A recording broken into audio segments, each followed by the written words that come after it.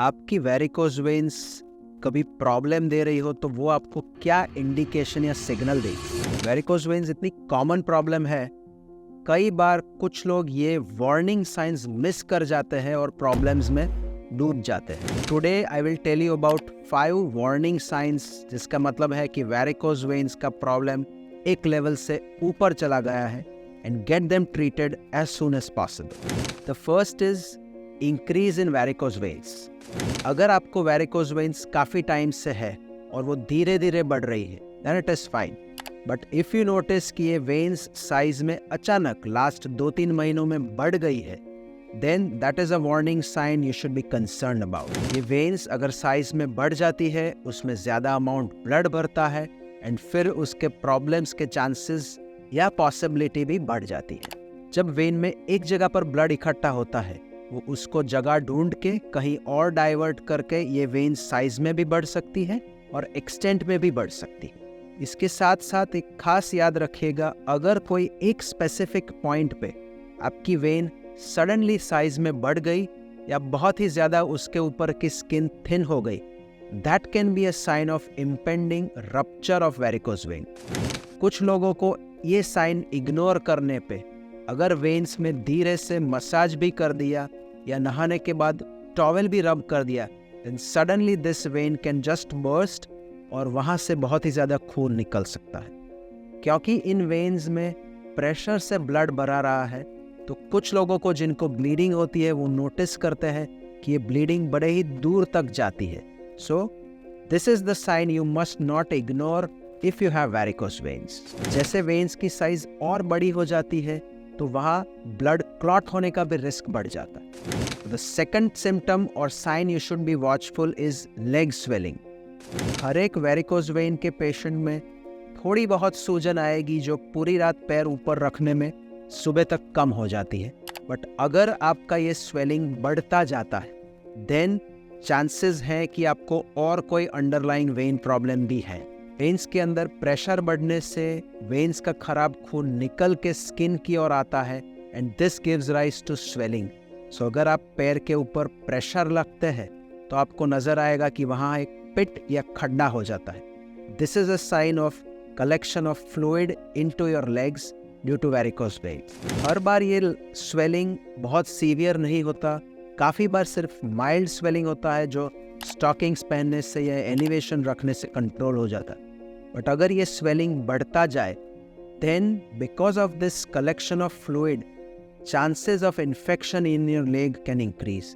सो अगर आपका ये स्वेलिंग बढ़ता जाता है, then rule out infection with in your legs. And if there is sudden onset of severe swelling, मतलब कल तक स्वेलिंग नहीं था but with in a few hours और अ कपल ऑफ डेज अचानक से पैर पूरा सूज गया या हार्ड हो गया, then that can point towards a dangerous blood clot or deep vein thrombosis.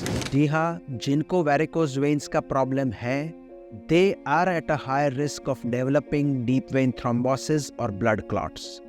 और कुछ लोगों में ये blood clots पैर की वेन्स में से निकल कर अगर lungs में गई, they can give rise to a fatal pulmonary embolism. So if you notice sudden increase in your swelling with or without pain, तो please consult your vascular surgeon at the earliest. Third warning sign is constant leg discomfort and pain. Varicose veins normally pain बहुत severe नहीं करती।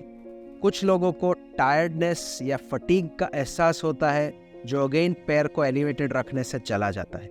But if you feel कि varicose की जगह पर एक या 2 स्पॉट पे बहुत ज़्यादा कंटिन्यूस पेन है, खास करके अगर आप उस हिस्से को प्रेस करते हैं, दबाते हैं और पेन बढ़ता है, and this can be a sign of superficial thrombophlebitis.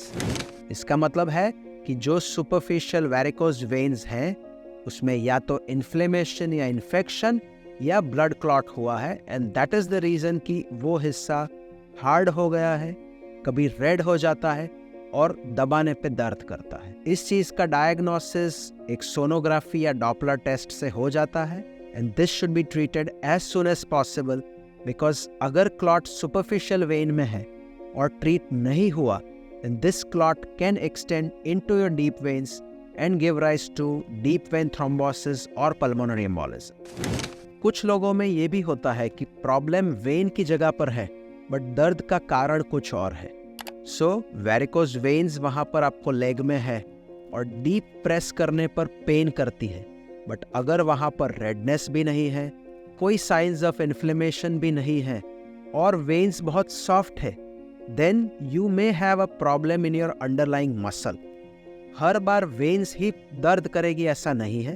तो this is another common often missed sign कि दर्द है और कुछ लोग मानते हैं कि मुझे वेरिकोज वेन का दर्द है, but the cause of the pain is an underlying tender muscle.